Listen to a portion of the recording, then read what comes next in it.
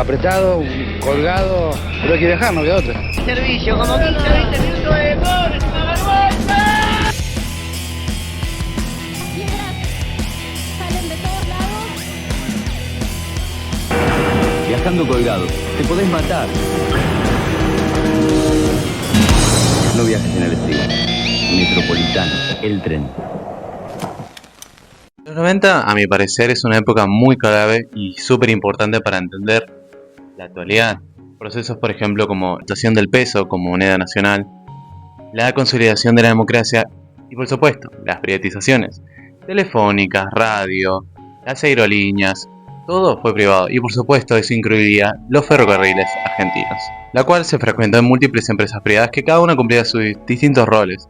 Por ejemplo, en el AMBA están las empresas de pasajeros como Ferrovías, Metrovías, TVA y la que nos involucra en este video, Metropolitano, que dentro de un contexto de crisis y escasez surge como una opción para revitalizar los servicios de la línea San Martín, Belgrano Sur y Roca, pero tan solo duró 10 años.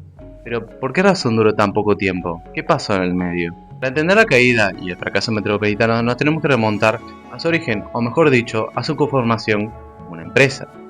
Metropolitano estaba conformado por Ormas, que es una constructora, y por Trimet, que es una firma de múltiples empresas y colectivos. En ambos casos sin experiencia previa en el mundo ferroviario, que entre el 1 de abril de 1924 y enero de 1925, que la empresa recibió las líneas San Martín, Belgrano Sur y Roca. Viajarán en coches privados durante 10 años. Nosotros somos los concesionarios. Esto quiere decir que vamos a hacer el manejo del ferrocarril, pero la propiedad del ferrocarril sigue siendo del Estado. Todas las inversiones importantes van a seguir siendo del Estado. Nosotros hacemos el mantenimiento liviano y el manejo, como decía antes, de la gerenciamiento. Siendo de hecho la que recibió más de parte del reparto de la red del AMBA. Justamente recibió alrededor de 367 kilómetros de vía en total. De hecho, el hoy ramal de la línea Roca, Aedo-Temperley, era previamente perteneciente a la línea Sarmiento, pero fue justo en esta época en la cual fue su traspaso a la línea Roca y a su vez a Metropolitano, siendo estas separadas en estas tres líneas y cada de estas líneas tenía su propia marca. Es decir, tenías transportes metropolitanos y la línea. Por ejemplo, transportes metropolitanos Belgrano o transportes metropolitanos San Martín. Metropolitano recibió en su mayoría trenes viejos, podría decirse, pero aún manteniéndose en un estado aceptable. La mayoría del material rodante metropolitano era mediados de los 70 y 80. Los primeros años del servicio privado realmente mejoraron bastante. Servicios, si al menos lo comparamos con su predecesor, Ferrocarriles Argentinos, aumentando la frecuencia y la cantidad de pasajeros relativamente.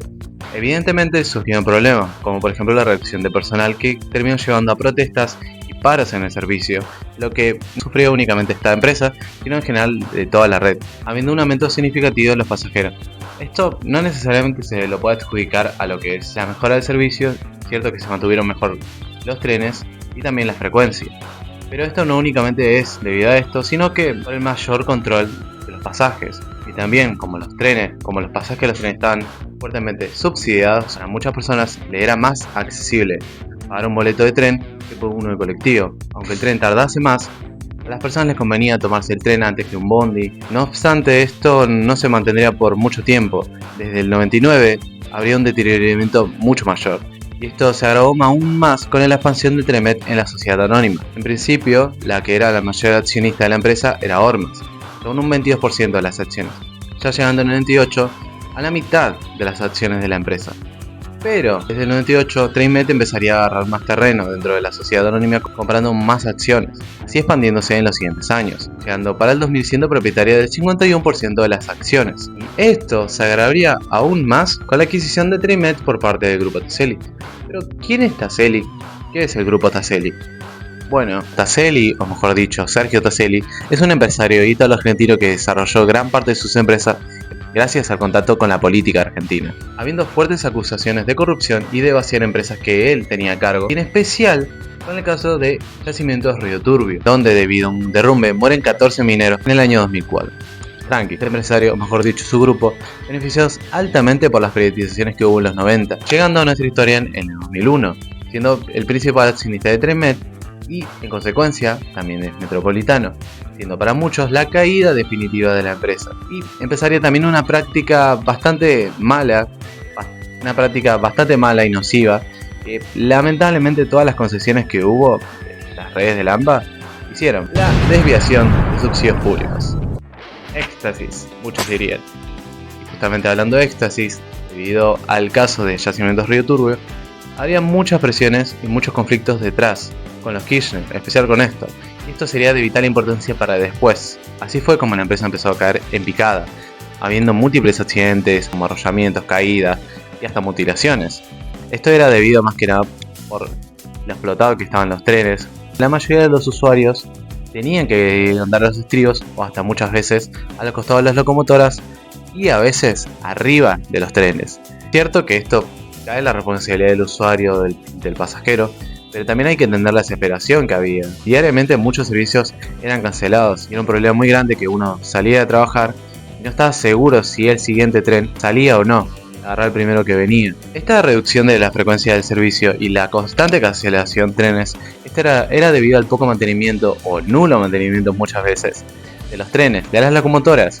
Muchas de estas no arrancaban o no andaban y terminaban atadas en medio de las estaciones o directamente no arrancaban para cumplir su servicio. Pese a que en 2002 el gobierno nacional le otorgó 400 pesos extra por decreto, pero no se vio en ningún momento el tema del mantenimiento o nada de eso. Todo esto ocurrió en cosas raras, como la desaparición de equipos de repuesto y equipos de mantenimiento para los trenes, además del despido de seguridad por otra que era perteneciente al mismo grupo, supuestamente para anotar costos. Ya estando en el 2004, Tremet se apoderaría del 71% de las acciones, mismo año en el que le sería revocada la concesión de la línea San Martín.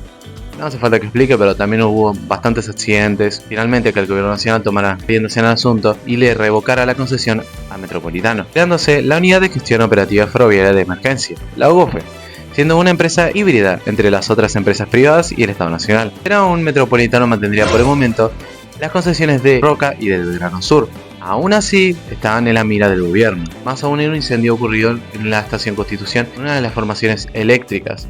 Esto por parte del gobierno nacional se había visto como un autoatentado por parte de la empresa para colocarse en el papel de víctima, luego de llevar adelante una concesión repleta de incumplimientos. Esto recordando también un incidente bastante parecido en el 98, en el que también se quemaría una formación de las eléctricas y encontrándose material para un incendio intencional, pero no encontrándose a los responsables. Se ha encontrado aparentemente un bidón de nafta dentro del vagón que no tendría ninguna razón de ser, lo cual apunta todavía más el tema de que no ha sido un accidente, sino que fueron incendios intencionales los que casi a la misma hora se produjeron en esta estación, en este mismo andén, en una formación similar a la que se apresta a salir hacia Gleu. Justamente en el 98 se renegociaría el contrato con Metropolitano, en donde, con ciertas inversiones que daría la empresa, le estaría prorrogando más el tiempo de la concesión y también la posibilidad del aumento de tarifas, que finalmente se terminó dando el aumento de tarifas, después las inversiones no estuvieron. Esto agravando más la situación de Metropolitano con el gobierno nacional, además de las tensiones que tenía el grupo Tacelli con el gobierno de Kirchner.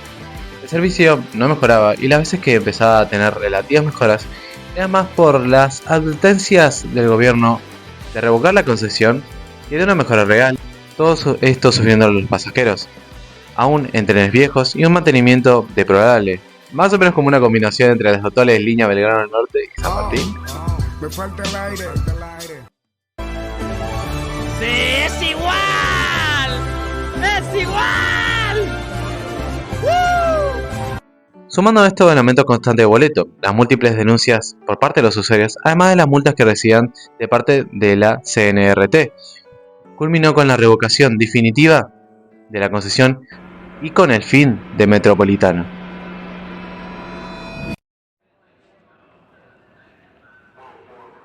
Era un 15 de mayo de 2007, una tarde típica dentro de lo normal de servicio. Trenes hacinados, cancelaciones de servicios y una hora pico que no le era suplida a su demanda. Terminó de estallar a las 5:40 de la tarde. Un tren quedó parado en las vías con dirección a Ezeiza y a Gleu. El servicio quedó paralizado. Cientos de usuarios fueron a reclamar y esperar novedades en las boleterías y el hall central. Muchos otros abarrotaban hoteles esperando que se normalice el servicio en algún momento. Sin embargo, a las 6 de la tarde, los altoparlantes confirmaron que el servicio quedaba suspendido hasta nuevo aviso. desatando un caos sin precedentes. Las personas empezaron a destrozar e incendiar las boleterías y apedrear la oficina de informes. Los trabajadores escaparon de la salida de emergencia. Aún siguiendo el alboroto, las policías que se encontraban en la estación trataban de calmar la situación, pero ya era muy tarde. Las personas empezaron a golpearlos y a lanzarles piedras, teniendo que los oficiales resguardarse en el destacamento policial ferroviario, mismo que recibía golpes en la puerta con una estructura metálica y también quemándola. Además de esto, destrozaron teléfonos públicos, al menos 3 máquinas expendedoras de boletos, bancos y carteles de información, siendo probablemente el momento más tenso cuando una de las personas incendiaron una moto de policía estacionada por la zona, esparciendo humo y caos por toda la estación.